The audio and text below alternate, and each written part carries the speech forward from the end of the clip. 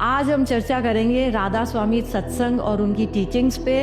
तो जब हम राधा स्वामी किसी को बोलते हैं तो वो बेसिकली अपने आप को ही रिमाइंड कराने के लिए होता है कि, और ये जो शब्द है ये शिव दयाल सिंह जी थे जिनको हम स्वामी जी भी कहते हैं, उन्होंने ये शब्द दिया था राधा स्वामी। ये देवी देवताओं को वर्शिप मानते हैं कि नहीं मानते? श्री गुरिंदर सिंह ढिल्लों जी को हम प्यार से और इज्जत से बोलते हैं बाबा जी। अच्छा, ठीक है। तो बाबा जी ने जो टीचिंग्स हमें सिखाई हैं इसके बारे में वो मैं आपको बताती हूँ। देखिए, बाबा जी कभी भी ये नहीं बोलते कि अगर राधा स्वामी सत्संग मार्ग पे चलना है तो ये विश्वास कैसे पैदा हो? कोई भी गुरु को फॉलो नहीं करना चाहिए। आजकल तो लोग भगवे कपड़े डाल लेते हैं, गुरु बन के बैठ जाते हैं, गार्लैंड डाल लेते हैं, ऐसे गुरु नहीं बनते भाई। तुम्हें अगर कोई इंफॉर्मेशन पास ऑन कर रहा है कि हमारे शास्त्रों में ये लिखा है, ये लिखा है, इंफॉर्मेशन गूगल भी पास ऑन करता है, तो क्या गूगल को गुरु बना लोगे?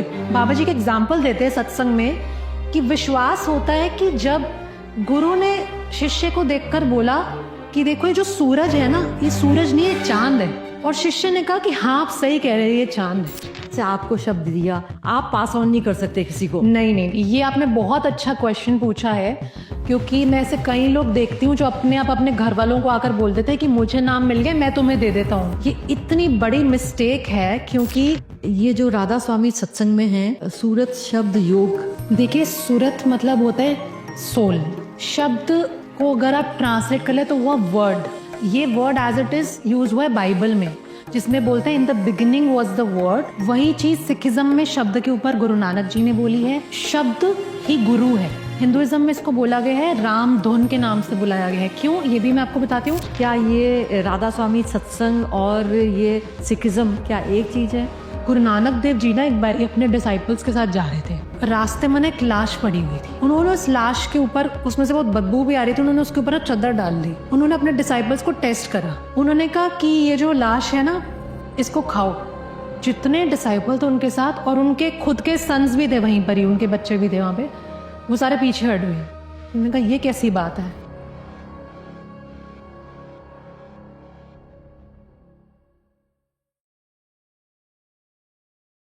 नमस्कार। आज हम चर्चा करेंगे राधा स्वामी सत्संग और उनकी टीचिंग्स पे, और आपको इस पॉडकास्ट से एक आध्यात्मिक अनुभव मिलेगा। मेरे सवाल कुछ रहस्यमय होंगे, और उसका जवाब देने के लिए आज हमारे बीच में हैं कशिश गंभीर जी, जो कि एक मिस्टिज्म टीचर हैं, और उनकी एक वेबसाइट है kashishgambhir.com, जिसमें आपको अगर आप जुड़ते हैं इनसे तो ये आपको एक डायरेक्ट आध्यात्मिक अनुभव करवाएंगी। और वैसे भी एक कहा गया है कि सावन सिंह जी महाराज एक आध्यात्मिक गुरु हुआ करते थे, और वो हमेशा बोला करते थे अपने प्रवचन में कि हमेशा जो आप लेक्चर देते हैं या कुछ भी आप बोलते हैं तो सिर्फ आप 45 मिनट्स तक बोला करें, ताकि लोगों पर उस ध्यान का पॉजिटिव प्रभाव पड़े। तो मेरा पॉडकास्ट इसी ध्यान को मध्य रखते हुए बनाया गया है, और आप ये आखिरी तक बने रहिएगा इसमें। नमस्कार कशिश जी। नमस्कार प्रिया जी, थैंक यू आपके पॉडकास्ट पर बुलाने के लिए। आपका बहुत बहुत वेलकम है। और आज हम सब राधा स्वामी सत्संग के बारे में जानेंगे कि ये राधा स्वामी, वैसे तो ये वर्ड क्या, इसका आध्यात्मिक मीनिंग क्या है, और कैसे स्पेसिफिक धर्म के लोग जुड़ सकते हैं, और ये जो वैदिक जो अपना ये जो संत परंपराएं चल रही है पुरानी प्राचीन, और ये जो राधा स्वामी सत्संग की परंपरा है, इसमें गहरा संबंध है। तो आप इसके बारे में कुछ बताइए। मैं सबसे पहले राधा स्वामी का मतलब बताती हूँ, जैसा कि आपने पूछा। तो राधा का मतलब होता है आत्मा, सोल, और स्वामी को अगर हम इंग्लिश में ट्रांसलेट करें इट मीन्स लॉर्ड। तो Radha Swami means lord of the soul. ठीक है। तो जब हम राधा स्वामी किसी को बोलते हैं तो वो बेसिकली अपने आप को ही रिमाइंड कराने के लिए होता है कि हमारी आत्मा परमात्मा से जुड़कर एक हो जाए। ये हमारा जिंदगी का मकसद है, ये हमारा एवोल्यूशन का प्रोसेस है, उसका एंड है। ठीक है, जहां पर आत्मा अपने सोर्स को, अपने असेंस को पहचान जाती है। तो राधा स्वामी जो शब्द है वो हमें रिमाइंड कराता है कि हमने हमेशा ध्यान अपना ऊपर की तरफ रखना है, परमात्मा के साथ जोड़ना है। और ये जो शब्द है, ये शिव दयाल जी जो सिंह जी थे, शिव दयाल जी सिंह जी जो थे, और ये जो शब्द है ये शिव दयाल सिंह जी थे, जिनको हम स्वामी जी भी कहते हैं, उन्होंने ये शब्द दिया था, राधा स्वामी। अच्छा, तो उन्होंने ये ये, कोई गुरु थे? हाँ जी हाँ जी, 1861 में स्टार्ट हुआ था, तो राधा स्वामी पाठ उस टाइम स्टार्ट हुआ था, तब राधा स्वामी शब्द ये बना था। तो उन्होंने ये प्रैक्टिस जो है टीच करनी शुरू करी थी हाउस होल्डर्स को और साधुओं को जो आसपास जहाँ पे वो रह रहे थे आगरा में, तो उन्होंने ये स्टार्ट करा था वहाँ पे राधा स्वामी। अच्छा अच्छा, तो ये क्या है, मतलब इसका ये आप बताइए कि कौन से स्पेसिफिक धर्म के लोग जुड़ते हैं इससे? तो जो राधा स्वामी पाथ है वो एक स्पिरिचुअल पाथ है, जैसा कि अभी हमने बात करी कि राधा मतलब सोल, ठीक है। अब सोल, आत्मा तो हर किसी में है, किसी स्पेसिफिक रिलीजन के इंसान में तो है नहीं, वो तो हर जीव में है, हर लिविंग बीइंग में है ना। तो जो राधा स्वामी पाथ है वो एक स्पिरिचुअल पाथ है जो कि सारे रिलीजन्स के लिए ओपन है। अच्छा, तो सत्संग में भी जितने भी लोग आते हैं वो सभी रिलीजन से आते हैं, क्रिश्चियंस होते हैं, मुस्लिम्स होते हैं, Sikhs and then Hindus, everybody is there. मतलब कोई भी आ सकता है, कोई भी आ सकता है, हाँ जी, जिसको आध्यात्मिक अनुभव चाहिए। यस यस, आध्यात्मिक अनुभव चाहिए जिसका मकसद है कि मैंने अपनी आत्मा को परमात्मा के साथ जोड़ना है। हाँ जी, बिल्कुल। हाँ जी। तो ये जैसे प्राचीन जो हमारी संत परंपराएं हैं, और इसमें भी गहरा संबंध है ये जो राधा स्वामी सत्संग की परंपरा में। हाँ जी, देखिए जो संत परंपरा है, जो प्राचीन संत परंपरा है, और जो राधा स्वामी जो सत्संग चला है, इसमें जरा सा डिफरेंस है। मैं आपको बताती हूँ कि पहले कॉमन क्या है, ठीक है। तो संत परंपरा में भी कॉमन होता है कि एक तो संत परंपरा फोकस करता है मेडिटेशन पर, परमात्मा से जुड़ने पर, और संत परंपरा सिखाता है कि परमात्मा एक है, हमने परमात्मा से जुड़ना है। किस तरीके से जुड़ना है? परमात्मा की प्राप्ति हमने अंदर करनी है। Spiritual journey is inside of us, कहीं पर बाहर नहीं है। स्पिरिचुअल जर्नी क्रिस्टल्स में नहीं है, ज्वेलरी में नहीं है, हमारे अंदर है। तो संत परंपरा हमें यही सिखा रही है, और फिर वो हमें सिखाती है कि हमें एक सदगुरु की खोज करनी है, ठीक है, और अपनी जो लाइफ है उसको एथिकली ढालना है, ठीक है। यही सारी वैल्यूज राधा स्वामी पथ भी फॉलो करता है। बस फर्क ये हुआ है कि राधा स्वामी पाथ में एक स्ट्रक्चर दे दिया गया है प्रॉपर, ठीक है, स्ट्रक्चर दे दिया गया है। और इस प्रैक्टिस को, जो कि संत परंपरा में चली आ रही थी, इस प्रैक्टिस को एक नाम दे दिया गया जिसको हम बोलते हैं सुरत शब्द योग। तो उसको एक स्ट्रक्चर दे दिया गया है। अब आप देखेंगे जो राधा स्वामी ऑर्गेनाइजेशन है उनका एक प्रॉपर एडमिनिस्ट्रेशन है, पूरे तरीके से एक स्ट्रक्चर चल रहा है ऑर्गेनाइजेशन का। पर ये संत परंपरा और राधा स्वामी में सारे जो कॉमन, जो मेन, जो कोर वैल्यूज हैं, जो टीचिंग्स हैं, वो सेम है। सेम ही है। हाँ जी, हाँ जी। तो जैसे नॉर्मली तो मतलब ये जैसे ये लोगों का है, तो ये कोई टीचिंग्स तो आपने ये सेम ही बताई कि मतलब ये कोई अलग नहीं है, फर्क नहीं है। हाँ जी, ऐसे। हाँ पर क्या ये ऐसा क्या है कि ये देवी देवताओं को वर्शिप मानते हैं कि नहीं मानते? देखिए, मैं पहले तो आपने जो बोला ना कि टीचिंग सेम बताई, मैं आपको पहले तो एक बात क्लियर करूं कि संत परंपरा को फॉलो करा था कबीरदास जी ने, गुरु रविदास जी ने। गुरु रविदास जी ने वही चीज सिखाई थी मीराबाई जी को, ठीक है, गुरु नानक जी ने। तो एक तो संत परंपरा किसी एक स्पेसिफिक रिलीजन को नहीं हो रहा, वो एक सॉर्ट ऑफ ट्रेडिशन है, ट्रेडिशन, ठीक है, जो कि पास ऑन हो रहा है। क्योंकि गुरु नानक जी इज अ सिख, है ना, उसमें तो पास ऑन हो रहा है, गुरु शिष्य का रिलेशनशिप जो पास ऑन हो रहा है ना। इवन सूफिज्म में भी आप देखेंगे मुर्शिद और मुरीद का जो रिलेशनशिप है वो सेम चीज, सेम कॉन्सेप्ट पास ऑन हो रहा है। तो वो परंपरा अलग अलग रिलीजन्स में भी पास ऑन हुई है, ठीक है। तो वो सेम चीज चली आ रही है, और उसको हमने राधा स्वामी में स्ट्रक्चर दे दिया, हमने उसको नाम दे दिया। अब हम आते हैं आपके इस बात पर जो कि आपने देवी देवता की बात पूछी। तो देवी देवता को मानते हैं कि नहीं? देखिए, जो बाबा जी हैं, मुझे बाबा जी से नामदान मिला हुआ है, तो मैं आपको वही बताऊंगी जो कि बाबा जी ने हमें सिखाया, ठीक है। बाबा जी कौन? जैसे बाबा जी श्री गुरिंदर सिंह ढिल्लो जी, हेड ऑफ राधा स्वामी सत्संग ब्यास, ठीक है, ब्यास पंजाब में इनका मेन सेंटर है। अभी जो है वो गद्दी पास ऑन कर दी गई है हुजूर जी को, ठीक है, श्री जसदीप सिंह जी हैं, उनको गद्दी पास ऑन हुई है। तो श्री गुरिंदर सिंह ढिल्लो जी को हम प्यार से और इज्जत से बोलते हैं बाबा जी, अच्छा, ठीक है। तो बाबा जी ने जो टीचिंग्स हमें सिखाई हैं इसके बारे में वो मैं आपको बताती हूँ।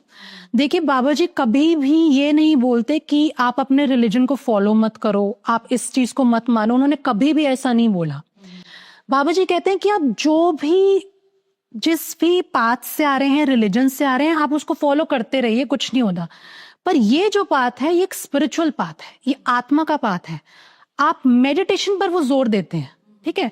उन्होंने ऐसा कभी नहीं कहा कि देवी देवताओं को मानना बंद कर दो। हाँ, ये लोगों ने जरूर बातें बना दी हैं। आज की डेट में हम कभी जाते हैं तो सत्संग में हम सुनते हैं कि नहीं नहीं आप देवी देवताओं को क्यों मानते हैं, पर ऐसा बाबा जी ने कभी नहीं बोला कि नहीं देवी देवताओं को नहीं मानना, और वो कह भी नहीं सकते। क्यों, मैं अभी आपको बताती हूँ। पहली बात तो ये, बाबा जी कहते हैं कि देवी देवता जो हैं वो हैं परमात्मा की एट्रीब्यूटिव एंड डिस्क्रिप्टिव क्वालिटीज। मतलब ये कि वो कहते हैं कि परमात्मा एक है और देवी देवता उनकी क्वालिटीज कैसे हैं, जैसे कि परमात्मा की क्वालिटी है अबंडेंस, प्रॉस्पेरिटी, तो उसको एक रूप दे दिया गया जिसको हम बोलते हैं माँ लक्ष्मी। वो भी परमात्मा का ही रूप है, ठीक है। वैसे ही परमात्मा की क्वालिटी है नॉलेज, म्यूजिक, उसको रूप दे दिया माँ सरस्वती, है ना। तो वैसे ही परमात्मा के ही अलग अलग रूप हो गए जिनको हमने देवी देवता बोल दिया, ठीक है। अब आप ये देखेंगे कि जो हमारे साधु संत हुए हैं उनको इस बात का इल्म हो गया था कि जो परमात्मा है वो जर्रे जर्रे में समाया हुआ है। अब क्योंकि परमात्मा हर जगह है, तभी तो वो बोलते थे ना, सूर्य देवता है भगवान, है ना। गंगा मैया क्यों बोलते हैं, क्योंकि आप उनको इज्जत दे रहे हैं। गंगा मैया बोल रहे हैं आपको पता है that this is a living thing, आपने उसको एक रूप दिया गंगा मैया का, ये परमात्मा का ही रूप है। पानी भी परमात्मा का रूप है, हर जर्रे जर्रे में परमात्मा है।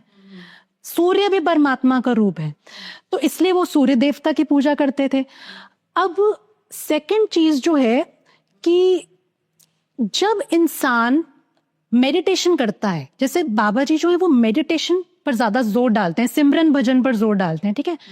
तो जब इंसान मेडिटेशन करता है तो मेडिटेशन करके जब उसकी आत्मा ऊपर के मंडलों में चढ़ाई करती है तो एस्ट्रल रेल में, मतलब सूक्ष्म रेल में जाकर जब वो सूक्ष्म शरीर का उसको अनुभव होता है तो परमात्मा की मेहर से उसको जो परमात्मा के ये सारे रूप हैं, माँ लक्ष्मी, माँ सरस्वती, माँ गंगा, इन सब के भी दर्शन होते हैं। शिव जी के दर्शन होते हैं, गणेश जी के दर्शन होते हैं।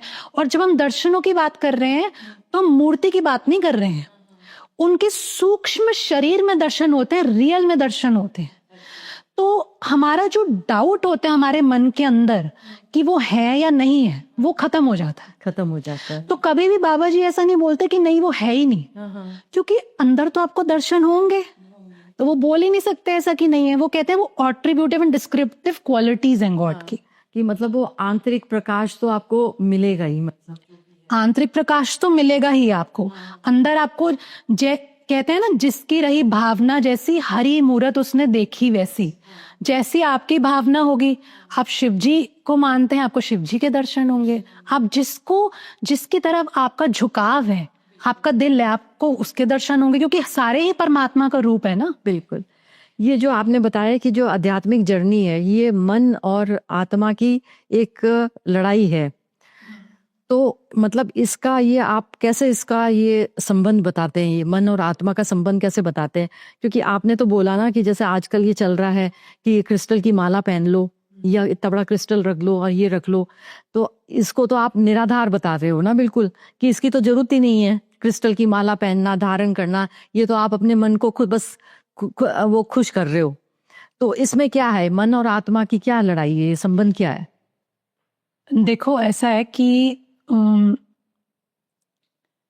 क्रिस्टल्स का जो इफेक्ट होता है, होता तो है, बट वो इतना माइनर होता है कि अगर इंसान ये समझ ले कि इंसान में अपने में कितनी शक्ति है तो उस क्रिस्टल की जरूरत नहीं पड़ेगी। क्योंकि देखो, इंसान 5 तत्वों से बना है, धरती, आकाश, वायु, जल, अग्नि, ठीक है। और जो क्रिस्टल है उसमें जो डोमिनेंट है वो है धरती का तत्व, ठीक है। बाकी सारे तत्व बहुत कम कम मात्रा में। तो अब किसमें ज्यादा ताकत होगी, वो इंसान जिसमें पांचों तत्व हैं या फिर वो क्रिस्टल जिसमें एक डोमिनेंट तत्व है? तो ये पहचान की कमी है हमारे अंदर। जब हमें ये पहचान आ जाएगा कि हमें कितनी ताकत है हमारी आत्मा में, तो हमें उसकी जरूरत महसूस नहीं होगी। नहीं होगी मतलब हाँ। कि भागे क्रिस्टल की ये मालाएं पहननी है, हाँ। क्रिस्टल रखना है। पहनो, शौक है, कुछ नहीं होता, पर वो इतना माइनर है हाँ। उसका फर्क कि आप खुद इतना ज्यादा फर्क ला सकते हैं कि उसकी जरूरत नहीं पड़ेगी। अब हम आपकी बात पर आते हैं जो आप कह रहे हैं कि मन और आत्मा की क्या लड़ाई है। देखो, जो स्पिरिचुअल जर्नी है ना, वो हमारे अंदर है। जब हम ज्वेलरी की बात करते हैं, स्पिरिचुअल ज्वेलरी की या बाहर के रिचुअल्स की या क्रिस्टल्स की, वो बाहरी चीजें आ गई, वो सारी बाहरी चीजें आ गई ना, हम बाहर सब कुछ कर रहे हैं। पर एक्चुअल में जो हमारे शास्त्रों ने सिखाया है, और सिर्फ सिखाया ही नहीं, जो हम अनुभव करते हैं अपनी स्पिरिचुअल जर्नी में, वो हमारी आध्यात्मिक जर्नी हमारे अनुभवों पर बेस्ड है और हमारे अंदर है। अंदर क्यों है? क्योंकि आध्यात्मिक जर्नी में इंसान तब आगे बढ़ता है जब उसकी चेतना एक्सपैंड होती है, जब उसकी कॉन्शियसनेस पर फर्क पड़ता है। उसके बिना तो आप आगे ही नहीं बढ़ रहे हो। जब तक आपको यही नहीं समझ आया कि कॉन्शियसनेस इज एवरीथिंग, उसके बिना तो आप आगे ही नहीं बढ़ रहे हो। तो सबसे पहले तो हमने ये समझना है कि आध्यात्मिक journey is inside of us. अब हम आते कि मन और आत्मा की लड़ाई। पूरी आध्यात्मिक जर्नी सिर्फ मन और आत्मा की लड़ाई है। अच्छा। हाँ, अगर इंसान ये समझ ले। देखो, ऐसे हमारे इतने बड़े बड़े ऋषि मुनि हुए हैं जिनके ऊपर इतनी स्टोरीज हुई हैं, ऐसी ये बातें नहीं कही गई कि अगर आप मन जीते जग जीत, ये है ना, बोला जाता है ना हमारे हिंदुइज्म में। क्यों बोला गया? क्योंकि मन जो है वो सबसे ऐसी ताकत है मन कि अगर आप उसको कंट्रोल में नहीं लाए अपने माइंड को, तो आप इस दुनिया के माया जाल में रह जाओगे। पर अगर आपने अपनी आत्मा की ताकत को पहचान लिया, तो फिर आत्मा तो मन से भी ऊपर के मंडल से आई है। जिसने अपनी आत्मा को पहचान लिया, सेल्फ रियलाइजेशन कर ली, फिर वो मन को भी कंट्रोल कर लेता है। The whole journey of spirituality is mind versus soul. And इसमें बहुत इंपॉर्टेंट रोल जो प्ले होता है वो होता है 5 विकारों का: काम, क्रोध, लोभ, मोह, अहंकार। जब मन को कंट्रोल करा जाता है तो इन 5 विकारों पर काबू पाया जाता है। और ये जर्नी सिर्फ कुछ महीनों की नहीं होती है, इसमें पूरी जिंदगी लग जाती है इंसान की। ये जो राधा स्वामी सत्संग में हैं, तो ये सूरत शब्द योग, ये जो मेडिटेशन है, इसका क्या टेक्निक है और क्या महत्व है इसका? श्योर। देखिए, सूरत मतलब होता है सोल, ठीक है। और जो शब्द है, शब्द को अगर आप ट्रांसलेट कर ले तो वो वर्ड, ठीक है। और वर्ड जो यूज हुआ है, मतलब WORD वर्ड, ये वर्ड इसको हम बोल रहे हैं। ये word as it is use हुआ है बाइबल में, जिसमें बोलते हैं in the beginning was the word was with God and the word was God, ठीक है। वही चीज सिखिज्म में शब्द के ऊपर गुरु नानक जी ने बोली है कि शब्द ही गुरु है, ठीक है। अब वही चीज हिंदुइज्म में बोली है। हिंदुइज्म में इसको बोला गया है राम धुन के नाम से बुलाया गया है। क्यों, ये भी मैं आपको बताती हूँ।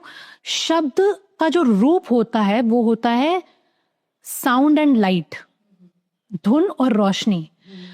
तो ये हो गया शब्द का अर्थ। हम इसको सिंपल वे में लेके चलते हैं, धुन और रोशनी, ठीक है। योग मतलब यूनियन। तो अब सूरत शब्द योग क्या हो गया? जब आत्मा अंदर की रोशनी और अंदर की धुन से जुड़ जाए और उस परमात्मा के साथ मिलकर योग की प्राप्ति कर ले, वो है सूरत शब्द योग। और सूरत शब्द योग का जो ज्ञान है वो एक सतगुरु देते हैं, जो कि हमारे संत परंपरा में भी चला आ रहा है। राधा स्वामी प्रॉपर लिनिएज है जिसमें ये चला आ रहा है। उस इनिशिएशन के बाद जो कि गुरु से मिलता है, दीक्षा जो मिलती है, उस इनिशिएशन के बाद उस मेडिटेशन को प्रैक्टिस करके इंसान अंदर की साउंड और लाइट से जुड़ पाता है। मतलब जो आंतरिक ध्वनि चलती है, आंतरिक ध्वनि है, उससे जुड़ जाता है। जैसे नॉर्मली आपने बोला कि जैसे अंदर जैसे आवाजें चलती रहती हैं, तो ये भी एक आध्यात्मिक मतलब जोड़ने का है, ये प्रक्रिया चल रही है आपके अंदर। देखो हमारे इवन जो म्यूजिकल इंस्ट्रूमेंट्स है ना, जितनी भी म्यूजिक है, वो सारा ओरिजिनेट हुआ है इंसान के कॉन्शियसनेस से। सब चीजें पहले एस्ट्रल रेल्म में बनती हैं, सूक्ष्म रेल्म में बनती हैं, उसके बाद फिजिकल रेल्म में जन्म लेती हैं। अब इंसान बोलता है ये मेरी इन्वेंशन है, ये तुम्हारी इन्वेंशन नहीं है, ये परमात्मा चाहता है इस टाइम पर ये होना, तो ये हो रहा है। तो वो अब क्या हुआ कि जितनी भी जो अंदर म्यूजिक है वो अंदर कॉन्शियसनेस में है। जितना इंसान अपने आप को परमात्मा से जोड़ता जाता है, उतनी ज्यादा उसका जो विजडम है, उसकी जो परसेप्शन है, वो ओपन होती जाती है, वाइड होती जाती है, और उसको और ज्यादा इस दुनिया का ज्ञान होता जाता है। अब आप जो म्यूजिक की बात करें, अंदर सभी तरीके का म्यूजिक है, ध्वनि चलती और है। हर स्टेज पर एक अलग म्यूजिक है। अच्छा। और ये सिर्फ मैं नहीं बोल रही हूँ, ये तो हमारे गुरु रविदास जी ने मीराबाई जी को सिखाया था। एक ना मीराबाई जी का सीरियल आया था मीरा के नाम से, आप देख लेना, एनडीटीवी पर है उनका सीरियल। उस पे एक प्रॉपर एक एपिसोड है जहां पर मीराबाई अपने पेरेंट्स के साथ गुरु रविदास जी से मिलने के लिए जाती हैं, क्योंकि उनके पेरेंट्स गुरु रविदास जी को ही अपने गुरु मानते थे, तो वो उनसे मिलने के लिए जाते हैं। तो वो अपना नॉर्मल उनका हाथ वाथ जोड़ा, गुरु को नमस्कार करा, चलते बने। पर जो मीरा जी हैं, उनको ना कुछ आवाज सुनाई देनी शुरू हो जाती है। तो वो गुरु रविदास जी के पास जाकर पूछती हैं कि ये कैसी आवाज आ रही है। तो तब वो उनको बताते हैं कि ये शब्द का ज्ञान उनको वो देते हैं। उनको बताते हैं कि अंदर से आती है ये आवाज, कहीं बाहर से नहीं आ रही है। कहीं ऐसे ना लोग डॉक्टरों के पास चले जाते हैं कि मुझे अंदर क्लाउड्स की आवाज आ रही है, मुझे वीणा की आवाज आ रही है। वो कोई मेडिकल प्रॉब्लम नहीं है, आपके अंदर आत्मा की चढ़ाई हो रही है। चढ़ाई हो रही है। तो मुझे तो एक बार एक डॉक्टर ने कंसल्ट करा था इस बारे में। अच्छा। करते हैं कई डॉक्टर्स ऐसे कंसल्ट कि आप ये बताओ कि हमें इसमें अपने पेशेंट को क्या बोलें, क्योंकि जब तक आप खुद अवेकनिंग जर्नी आपकी नहीं हुई है स्टार्ट, तो आप पेशेंट को भी गाइड नहीं कर सकते हो। बिल्कुल। जब आपकी खुद अवेकनिंग जर्नी होगी, आप खुद अनुभव करोगे, तभी आप दूसरे को गाइड कर पाओगे ना। तो ये तो हमारे गुरुओं ने, हमारे साधु संतों ने इतना डिटेल में लिखा हुआ है इसके ऊपर, म्यूजिक के ऊपर। हठ योगा में भी जरा सा इसका मेंशन है। हठ योगा बोलता है कि अपने राइट कान से सुनो उस धुन को। अच्छा। उसमें भी इसका मेंशन है। अच्छा, राइट कान से सुनो धुन को। तो ये सिर्फ ऐसा नहीं है कि आज की बात है, ये तो सदियों से चला आ रहा है कि आत्मा की जर्नी है ना, और आत्मा की जर्नी अंदर सेम है। अंदर सेम इनर साउंड्स हैं, सेम जो भी है, वो पोस्ट जो है, जो स्टेजेस हैं, वो सेम है, और वो जाकर इंसान सेम एक्सपीरियंस करता है जो कि हमारे गुरुओं ने करी थी। तो नॉर्मली तो जैसे हम लोग करते हैं, जैसे कोई मंत्र ले लिया, ओम नमः शिवाय, और उसकी मेडिटेशन करते हैं, पर इसमें क्या होता है? ये ऐसे शब्द क्या दिए जाते हैं कि वो गुरु सिर्फ उन्हीं को देते हैं और वो उन्हीं को मतलब देते हैं, ये किसी को बता नहीं सकते ये शब्द? आपका मतलब ये है कि जो राधा स्वामी जो देते हैं शब्द, क्या वो बोल नहीं सकते? क्या आप ये कहना चाह रहे हैं? हाँ। अच्छा। नहीं, ये बोलने को मना करते हैं। इसको अंदर रिपीट करने को बोलते हैं। जो हमें शब्द, जो नाम दिया जाता है गुरु द्वारा, वो अंदर अपने मन में रिपीट करने को बोला जाता है, क्योंकि वो आत्मा की जर्नी। फॉर एग्जाम्पल, जैसे आपको शब्द दिया, तो आप किसी को भी ऐसे नहीं दे सकते कि ये तुम भी, आप पास ऑन नहीं कर सकते किसी को? नहीं, ये आपने बहुत अच्छा क्वेश्चन पूछा है, क्योंकि मैं ऐसे कई लोग देखती हूँ जो अपने आप अपने घर वालों को आकर बोल देते हैं कि मुझे नाम मिल गए, मैं तुम्हें दे देता हूँ। ये इतनी बड़ी मिस्टेक है, क्योंकि देखो, जब गुरु जब नाम देता है ना डिसाइपल को, वो सिर्फ मंत्र नहीं दे रहा आपको, ठीक है? वो आपको, आपके अंदर पहली बात तो वो एक आध्यात्मिक पावर डाल रहा है, और नाम देते वक्त गुरु उस आत्मा की रिस्पॉन्सिबिलिटी लेता है कि जब तक ये आत्मा परमात्मा के साथ मिलकर एक नहीं हो जाती, ये मेरी रिस्पॉन्सिबिलिटी है। ये बहुत बड़ी रिस्पॉन्सिबिलिटी है गुरु बनना। कोई भी इंसान, आजकल तो बच्चे गुरु बने बड़े हैं, पर कोई भी इंसान को ऐसे, जिसको सही मायने में पता हो कि गुरु की रिस्पॉन्सिबिलिटी क्या होती है, वो तो कभी खुद अपने आप को गुरु डिक्लेयर नहीं करेगा, क्योंकि उसको पता है कि इसके क्या डिसएडवांटेजेस। तो मतलब अगर आपको शब्द नाम दिए हुए हैं वो आप किसी को नहीं दे सकते, वो आप तक ही रहेंगे, क्योंकि गुरु ने आपको दिया है, आपकी जिम्मेवारी ली है कि आपको आध्यात्मिक ऊपर मतलब परमात्मा में मिलवाने की। दे सकते हैं की बात नहीं, देना चाहिए नहीं, चाहिए भी क्योंकि आप अगर कोई भी जाकर अपने घर वालों को ऐसे नाम दे दे तो वो क्या कह रहा है कि मैं तुम्हारी आत्मा की रिस्पॉन्सिबिलिटी ले रहा हूं। अरे भाई, तू अपनी तो पहले आत्मा की रिस्पॉन्सिबिलिटी ले। तूने अपने आप को तो दुनिया में संवारा नहीं, जॉब तुम्हें मिल नहीं रही है, तुम्हारी हेल्थ खराब हो रही है, तुम अपने आप को तो तुमने चारों, जो देखो इंसान के चार जैसे टेबल्स के 4 लेग्स होती है ना, इंसान की भी 4 लेग्स हैं। कौन सी? रिलेशनशिप्स, हेल्थ, मटेरियलिज्म और स्पिरिचुअलिटी। इन चारों को अगर आपने बैलेंस नहीं करा तो आपकी लाइफ में बैलेंस नहीं आएगा।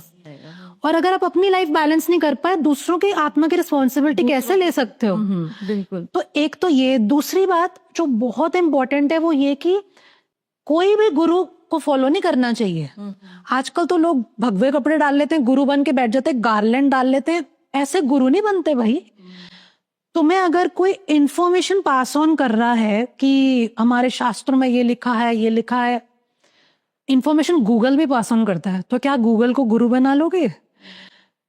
गुरु ऐसे नहीं होते। हमारे संत परम में हमारे सदियों से सिखाया जा रहा है कि गुरु को ढूंढना कैसे है। सतगुरु की पहचान ये है, सतगुरु मतलब जो सत्य से जुड़ा हुआ है। सत्य क्या है? उस एक परमात्मा से जो भेदभाव नहीं रखता। और इसमें एक और चीज बहुत इंपॉर्टेंट है कि सतगुरु की पहचान है कि वो शब्द से जुड़ा हुआ है, वो inner sound and inner light से जुड़ा हुआ है, और वो आपको भी स्पिरिचुअल एक्सपीरियंस दे सकता है, इनर साउंड और इनर लाइट से जोड़ सकता है। अगर कोई गुरु सिर्फ इंफॉर्मेशन दे रहा है और उसका 5 विकारों पर काबू नहीं है, वो गुस्सा होता है, काम क्रोध लोभ मोह अहंकार अभी भी उसके अंदर है, भाग जाओ वहां से। तो ये कैसे मतलब ये जो गुरु के ये गुरु और शिष्य का ये, या गुरु अगर राधा स्वामी सत्संग मार्ग पे चलना है तो ये विश्वास कैसे पैदा हो?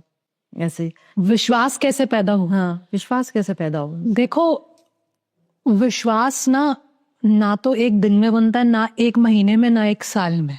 ठीक है, विश्वास आना बहुत ही ऊंची अवस्था है। कोई इंसान कहे कि भाई मेरे माँ बाप ने मुझे कहा राधा स्वामी पद फॉलो कर लो, या श्री श्री रविदास का फॉलो कर लो, मैंने भी फॉलो करना स्टार्ट कर दिया, मेरा विश्वास है। ये विश्वास नहीं है। क्यों? क्योंकि जिस दिन तुम्हारे लाइफ में कोई प्रॉब्लम आई और वो प्रॉब्लम सॉल्व नहीं हुई तो तुमने कहना कि भाई मेरे गुरु ने सॉल्व नहीं करी, मैं तो छोड़ रहा हूं। ये कैसा विश्वास था भाई? तुमने तो प्रॉब्लम आते ही, कोई परेशानी आते तुमने गुरु को छोड़ दिया। ये विश्वास नहीं है। विश्वास तो एक बहुत ही ऊंची अवस्था है जो इंसान में तब आती है जब उसको आंतरिक अनुभव होते हैं। सिर्फ सत्संग सुनने से विश्वास नहीं आता, सिर्फ बुक्स पढ़ने से विश्वास नहीं आता, किसी के बोलने से विश्वास नहीं आता, फ्रेंड्स के सपोर्ट करने से विश्वास नहीं आता। विश्वास सिर्फ तब आता है इंसान को जब अंदर उसको परमात्मा का अनुभव होता है, जब उसको अंदर प्रूफ मिलता है ना, तब विश्वास आता है। कैसे मिले? मैं देखो आपको एक एग्जाम, कैसे मिले? मेडिटेशन से मिले। हाँ, जब तक आप इम्प्लीमेंट नहीं करोगे, नाम को जपोगे नहीं, जो आपको सिखाई गई है टेक्निक, जब तक आप उसको इम्प्लीमेंट नहीं करोगे तब तक आपको अंदर अनुभव होने शुरू नहीं होंगे, आपकी आत्मा के ऊपर मंडलों में चढ़ाई नहीं होगी, तब तक विश्वास नहीं आएगा। अब एक और बात देखो, मैं आपको ना एक एग्जाम्पल, एक स्टोरी सुनाती हूँ विश्वास के ऊपर। गुरु नानक देव जी ना एक बार अपने डिसाइपल्स के साथ जा रहे थे। ठीक है, तो रास्ते में एक लाश पड़ी हुई थी। उन्होंने उस लाश के ऊपर, उसमें से बहुत बदबू भी आ रही थी, उन्होंने उसके ऊपर चादर डाल ली और उन्होंने अपने डिसाइपल्स को टेस्ट करा। उन्होंने कहा कि ये जो लाश है ना, इसको खाओ। बहुत अजीब सी बात है, बट अभी देखना गुरु क्या क्या टेस्ट लेते हैं। तो उन्होंने कहा इसको खाना शुरू करो। तो जितने डिसाइपल थे उनके साथ, और उनके खुद के सन्स भी थे वहीं पर ही, उनके बच्चे भी थे वहां पे, वो सारे पीछे हट गए। उन्होंने कहा ये कैसी बात है, ये कैसे बात बोल रहे हैं गुरु नानक जी? वो सारे पीछे हट गए। बस एक थे भाई लैना, उन्होंने गुरु नानक जी को बोला मुझे ये बताइए कि सर से खाना शुरू करूं या पांव से? वो बैठ गए वहां पे जाके, और उन्होंने जैसे चद्दर हटाई, उसके नीचे हलवा था, वो हलवा में बदल चुका था ऑलरेडी। अब आप कहोगे हलवा में बदल चुका था, कितनी अजीब सी बात है ये। भाई हम सतगुरु की बात कर रहे हैं, मिरेकल्स हुए हैं स्पिरिचुअल जर्नी में। अब चाहे आप इसको एक स्टोरी की तरह लो, चाहे आप इसको ये मान लो कि सच में ऐसा हुआ था, बात यहाँ पर मकसद क्या, ये समझाने का मकसद है कि विश्वास किसी विरले में ही होता है, इस लेवल का विश्वास। फिर भाई लहरा को आगे चलकर गद्दी मिल गई थी, उनको सक्सेसर बना दिया गया था गुरु अंगद देव जी। गुरु अंगद देव जी उन्हीं को ही बनाया गया था। और आज की डेट में अगर हम इसको इम्प्लीमेंट करें, इसी एग्जाम्पल को अगर हम देखें, बाबा जी की बात करती हूँ मैं, चलो गुरु नानक जी की बात तो होगी, हम कहेंगे कि कहानी थी, ऐसे थोड़ी ना वो हलवा बन जाएगा, चलो छोड़ो। बाबा जी की बात करते हैं, अभी प्रेजेंट बात करते हैं। बाबा जी कहते हैं कि बाबा जी का एग्जाम्पल देते हैं सत्संग में कि विश्वास होता है कि जब गुरु ने शिष्य को देखकर बोला कि देखो ये जो सूरज है ना, ये सूरज नहीं, ये चांद है। और शिष्य ने कहा कि हाँ आप सही कह रहे हैं, ये चांद है। अब कोई भी लॉजिकली अगर इस बात को सोचे तो वो कहेगा कि वो मानेगा नहीं ना। पर पूर्ण विश्वास, जो गुरु बोल रहा है, देखो स्पिरिचुअल जर्नी का हमने शुरुआत कहाँ से करी थी कि मन और आत्मा का खेल है, ठीक है। ये सारा इल्यूजन है, ये माया है जो टूटती जाती है जैसे जैसे कॉन्शियसनेस, हमारी चेतना एक्सपैंड होती जाती है, ठीक है। जो इंसान अपनी चेतना पर वर्क करता है ना, उसके लिए रियलिटी बदलती जाती है, ठीक है। तो जब गुरु आपको कुछ कह रहा है, वो आपको कुछ सिखा रहा है उस वक्त। अगर हम इसको रियल लाइफ में इंप्लीमेंट करें, बाबा जी की बात को, मान लो आपके सामने कोई आपका दुश्मन खड़ा है जो आपको पहले हानि पहुंचा चुका है, आपको चोट भी लग चुकी है, अब वो फिर से आया आपको हानि पहुंचाने के लिए। अब आपके गुरु आपको कह रहे हैं कि तुम मान लो कि वो नहीं है। आप कहोगे कि भाई सामने खड़ा, आप कैसे कह रहे हो नहीं है, इसने मेरे को मारा था। पर आपका गुरु कह रहे हैं मान ले कि नहीं है। अगर आपने उनकी बात उस टाइम मान ली, आप एक नया कॉन्सेप्ट सीखोगे स्पिरिचुअलिटी का। मे बी आप कुछ मैनिफेस्टेशन के बारे में सीख लो, मे बी आप कुछ टाइमलाइन के बारे में सीख लो, पर आप गुरु की बात मानकर तो देखो। वो आपको कुछ नया कॉन्सेप्ट सिखाने की कोशिश कर रहे हैं। हमारा जो ये जो राधा स्वामी या जो संत मत जो है ना, संत मत पाथ इतना एडवांस्ड है क्योंकि ये कॉन्शियसनेस पे वर्क कर रहा है। कॉन्शियसनेस जिसके ऊपर साइंस ने भी वर्क करना शुरू करा है। इलॉन मस्क कॉन्शियसनेस का प्रोजेक्ट स्टार्ट करा हुआ है इन्होंने, पर इनको सूरज शब्द योग के बारे में नहीं पता अभी। आप चाहे साइंस से जाओ या आप स्पिरिचुअलिटी से जाओ, कॉन्शियसनेस एक ही चीज की बात हो रही है, चेतना की बात हो रही है। और संत मत इतना एडवांस्ड टेक्निक है जो सिखाई जाती है सूरज शब्द योग, कि इससे आपकी कॉन्शियसनेस पर इफेक्ट होता चला जाता है। क्या गुरु में इतनी आध्यात्मिक शक्ति होती है कि जो आपकी जो इंसान की चेतना है उसको भी प्रभावित कर सकता है? तो अगर चेतना प्रभावित होती है तो क्या रियलिटी फिर कैसे आपको समझ आएगी कि कैसे दिखती है रियलिटी फिर? ऑफ कोर्स गुरु देखो, सतगुरु वो होते हैं जो कि शब्द से जुड़े हुए हैं, जो कि इनर साउंड और लाइट से जुड़े हुए हैं, जो कि परमात्मा से एक हो चुके हैं। अब अगर सतगुरु परमात्मा से एक हो चुके हैं तो जितनी भी कॉस्मिक पावर है वो तो उसको एक्सेस कर सकते हैं, ठीक है। तो जब एक शिष्य को शब्द के साथ जोड़ा जाता है या इनिशिएट किया जाता है, दीक्षा दी जाती है, तो गुरु भी उसको उस पावर के साथ जोड़ देता है। तो उनमें वो शक्ति होती है जो कि एक शिष्य को पास ऑन करी जाती है, ठीक है। अब आपने जो सेकंड चीज आपने पूछी, रियलिटी का फिर नजरिया क्या हो जाता है इससे? हाँ, देखिए जैसे जैसे जैसे हमने पहले भी अभी आपने जो क्वेश्चन पूछा था उसमें मैं बता रही थी कि जो कॉन्शियसनेस जो है ना, जब इंसान की जैसे जैसे चेतना बढ़ती जाती है, एक्सपैंड होती जाती है, वैसे वैसे उसके लिए रियलिटी चेंज होती जाती है। मैं आपको इसके 2 एग्जाम्पल देती हूँ। देखिए, एक तो बहुत ही प्रैक्टिकल एग्जाम्पल है, वो ये कि आप जैसे एक 50 मंजिला एक बिल्डिंग है, ठीक है। आप जब उसके 2nd फ्लोर पे खड़े होगे तो आपको सामने पार्क दिखाई देगा, कार्स दिखाई देंगी। आप जब 10th फ्लोर पे जाओगे तो थोड़ा सा आपको और दूर दिखाई देगा। पर जब आप 50th फ्लोर पे जाओगे या टेरेस पे जाओगे तो आपको दूर तक नदी भी दिखाई देगी, है ना। तो जैसे जैसे इंसान की कॉन्शियसनेस राइज होती जाती है वैसे वैसे उसको दुनिया में और चीजें दूर दूर तक दिखाई देनी शुरू हो जाती हैं। और दूर दूर तक दिखाई देने का अर्थ ये नहीं है कि इतने किलोमीटर दिखाई देने लग जाती है।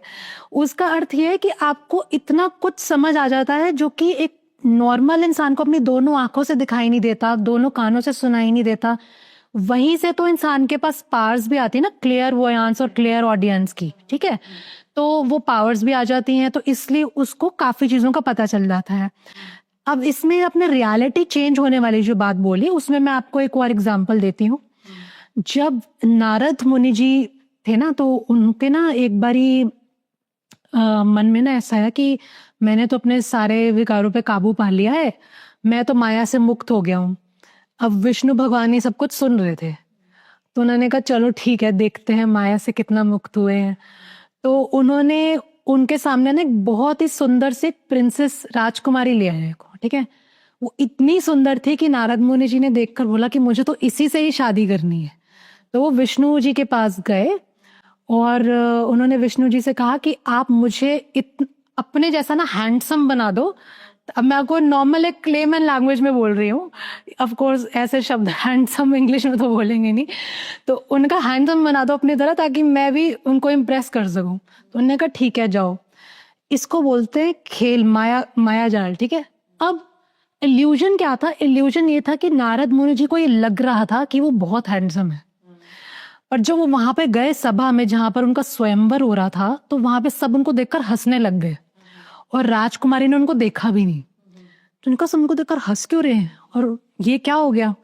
तो उन्होंने नीचे पानी में अपनी शक्ल देखी तो वो बंदर की तरह लग रहे थे। अच्छा। तो वो बहुत गुस्सा हो गए कि ये क्या हुआ। तो वो विष्णु जी के पास गए और विष्णु जी ने कहा कि तुम तो कह रहे थे कि तुमने अपनी सारी डिजायर्स पर काबू पा लिया है, तो तुम तो उस राजकुमारी की तरफ प्रभावित भी हो गए, तुम उससे शादी भी करना चाहते थे।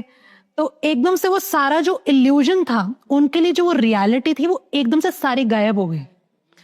तो उनके लिए, उनको ये समझाने के लिए कि तुम्हें ये लग रहा है, तुम्हारी ईगो को ये लग रहा है अभी भी कि तुमने सब कुछ काबू पा लिया है, ये समझाने के लिए उनको ये सारा खेल रचा गया था। विवेकानंद जी ने बोला था कि this world is a training ground for souls. तो ये आप मान के चलो कि हमारे सामने एक इल्यूजन करा गया है काफी सारी चीजों का। जैसे जैसे इंसान अपनी कॉन्शियसनेस पे वर्क करता जाता है, वैसे वैसे उसको कॉन्सेप्ट समझने आने शुरू हो जाते हैं, और वैसे वैसे उसके लिए वो रियलिटी को थोड़ा प्रभावित करना शुरू कर देता है। उसको रियलिटी का पास आने लग जाता है, समझ आने लग जाता है, ट्रूथ के पास आने लग जाता है, ट्रूथ के पास आने लग जाता है। हाँ जी, बिल्कुल। तो नॉर्मली ये जो राधा स्वामी सत्संग की जो टीचिंग्स हैं, ये कर्म और जीवन के उद्देश्यों को कैसे देखते हैं? देखिए, राधा स्वामी की जो टीचिंग्स है ना, वो हमारे जो 4 मार्ग हैं, भक्ति मार्ग, कर्म मार्ग, फिर हो गया राज योगा और ज्ञान योगा, ये 4 योगा है ना। अब राज योगा में तो अष्टांग योग भी आ जाता है, उसको छोड़कर बाकी जितनी चीजें इन चारों योगा में आती है ना, वो सारी इंक्लूड हो जाती हैं संत मत में या राधा स्वामी में, इसमें इंक्लूड हो जाते हैं। क्यों? क्योंकि यहाँ पर कर्म पर फोकस करा जाता है, और कर्म पर कैसे फोकस करा जाता है? सेवा द्वारा। तो बहुत ज्यादा जो वेटेज दी गई है वो दी गई है सेवा को। आप किसी भी सत्संग घर में चले जाइए, वहां पर सेवा को बहुत वेटेज दी गई है। क्यों? क्योंकि जब इंसान सेवा करता है, और देखो कोई अगर बहुत ऊंचे ओहदे से आ रहा हो या बहुत ऐसे फैमिली बैकग्राउंड से आ रहा हो, जब वो सबके साथ मिलकर सेवा करेगा तो धीरे धीरे उसकी ईगो खत्म होती जाएगी। ठीक है, अलग अलग सेवा दी जाती है ना, हमेशा एक सेवा पे तो रखते नहीं है, तो धीरे धीरे उसकी ईगो प्रभावित होती जाएगी। वो तो मकसद है ना, मकसद है ईगो खत्म करना। मकसद ये नहीं कि सेवा में जाकर भी मेरे को एक ओहदा मिल जाए, वो मकसद नहीं है। मकसद गुरु का ये है कि तुम्हें अलग अलग सेवा इसलिए दी जा रही है कि जो तुम्हारे अंदर जो विकार हैं वो खत्म करे जाए, धीरे धीरे तुम्हारे अंदर जो अहंकार है उसको खत्म करा जाए, तो वो सेवा से आता है। वैसे ही मेडिटेशन जो है वो हमारा राजयोग का पार्ट है, तो मेडिटेशन हो गई जो कि हमें सिमरन भजन पर जोर दिया जा रहा है। ठीक है, ज्ञान योग है क्वेश्चन आंसर। आप देखोगे बाबा जी के क्वेश्चन आंसर भी आते हैं उनके चैनल पर ना, तो क्वेश्चन आंसर के थ्रू आप अपने क्वेश्चंस को सॉल्व कर सकते हो, आप अपने जो डाउट्स हैं आप उनको उनमें क्लैरिटी ला सकते हो। पर यहाँ मैं आपको एक बार रोकना चाहूंगी, जैसे सेवा का आपने जैसे बोला, तो इनका कंसेप्ट तो बैलेंस ऑफ लाइफ नहीं है कि लाइफ में बैलेंस होके भी तो चलना होता है ना? हाँ बिल्कुल, वो तो हमने पहले भी जब हमें 4 लेग्स की बात करी थी तभी हमने कहा था ना, बाबा जी इस बात पे जोर देते हैं कि बैलेंस बहुत ज्यादा जरूरी है इंसान की लाइफ में। अगर बैलेंस नहीं होगा तो एक पीस ऑफ माइंड नहीं आता। जैसे कि जब आप कर्म की बात कर रहे हैं, देखो कई बारी ना कुछ लोग ये सोचते हैं कि मैं बहुत सारे पैसे कमा लूं, ठीक है, या फिर बच्चे सोचते हैं मेरे बहुत अच्छे मार्क्स आ जाएं। पर पूरा दिन अगर आप बाहर खेल रहे हो या फिर आप पूरा दिन आप पैसे कमाना चाहती हो, पर अगर आप पूरा दिन सेवा में बिता रही हो तो फिर पैसे कहाँ से कमाओगे? तो फिर आपको कहीं ना कहीं अपनी लाइफ में एक बैलेंस लाना पड़ेगा। मतलब कि मैं 2-3 घंटे सेवा कर लूं और बाकी सारा टाइम अपने पैसे कमाने पे भी जोर करूं, क्योंकि मैंने अपनी फैमिली को भी फीड करना है। तो वो बैलेंस तो लाना ही पड़ेगा लाइफ में, ठीक है। और इवन यहाँ तक कि उसके बाद चलो हम आते हैं ज्ञान योग पर। ज्ञान योग का हमने कहा कि क्वेश्चन आंसर, क्यूरियोसिटी पे फोकस होता है ज्ञान योग का, तो उसमें क्वेश्चन आंसर आ गया। अभी हमने भी अपने यूट्यूब चैनल पर क्वेश्चन आंसर शुरू करा है, ask what you want on Sunday, क्योंकि एक स्पिरिचुअल पाथ पर ना इतने ज्यादा इंसान के माइंड में क्वेश्चंस होते हैं कि अगर वो कॉन्टिन्यूसली क्लियर ना हो ना तो वो कहीं ना कहीं उसमें अटक भी जाता है, ठीक है। तो वो साथ साथ में क्लियर होने बहुत जरूरी होते हैं। फिर उसके बाद एक फोर्थ है, हो गया भक्ति योग, भक्ति मार्ग। भक्ति मार्ग में क्या, जो कि मीराबाई जी ने फॉलो करा था, भक्ति मार्ग में आप अपने आप को पूरी तरीके से सरेंडर कर देते हो परमात्मा को और उसके प्यार में, उसकी भक्ति में खो जाते हो। अब राधा स्वामी पथ में ये चारों चीजें इंक्लूड हो जाती है, ठीक है। तो जिस इंसान की जो प्रवृत्ति होती है, वो जिस तरफ उसका झुकाव होता है वो उसमें ज्यादा होता है। किसी का इंसान भक्ति की तरफ होता है तो वो भक्ति की तरफ चला जाता है, किसी का झुकाव जो है वो ज्ञान की तरफ होता है तो वो क्वेश्चन आंसर के थ्रू सॉल्व करता है उसको, और लॉजिक की तरफ होता है, ठीक है चलो मैं मेडिटेशन करके देखता हूँ, एक्सपेरिमेंट करके देखता हूँ। मतलब कोई भी पाथ चुनना है पर बैलेंस लाइफ में रखनी जरूरी है। गोल एक ही है कि परमात्मा तक पहुंचना है, self realization and God realization, कि मैं कौन हूँ, मेरा पर्पस क्या दुनिया में, पर्पस क्या है। बिल्कुल। तो मेरा भी एक सवाल है जो मैं आपसे पूछनी हूँ कि जो ये सूक्ष्म शरीर है या एस्ट्रल बॉडी है, इसको राधा स्वामी जो टीचिंग्स हैं इसको कैसे समझाती हैं? इनको जैसे राधे स्वामी जैसे गुरु या बाबा जी, इनको कैसे मतलब समझाते हैं? बाबा जी ने बहुत बारी अपने सत्संगों में गुरु नानक जी का एग्जाम्पल देकर एस्ट्रल बॉडी के बारे में बात करी है। जैसे वो एक कोट लेते हैं बहुत बारी, बिन पैरा चलना, बिन अखा वेखना, बिन हत्था करना। इसको मैं आपको एक्सप्लेन करती हूँ। ये हमारे गुरु ग्रंथ साहिब जी में, मतलब गुरु नानक जी के द्वारा ये दी गई है पंक्ति, जो कि बाबा जी स्टेट करते हैं।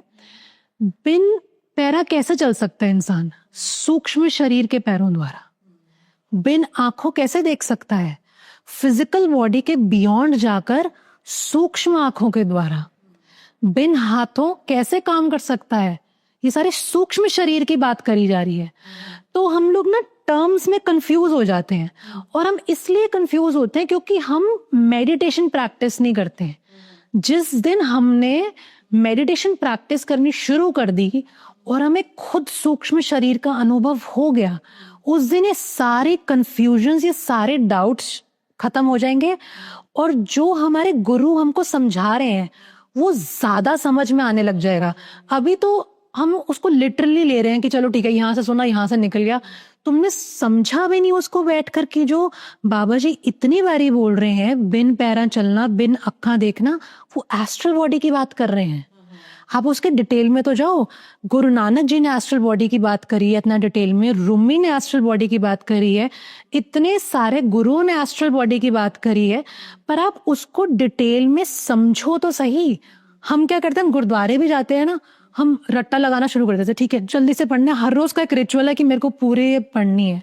भाई उसको समझो तो सही कि क्या लिखा है उसके अंदर।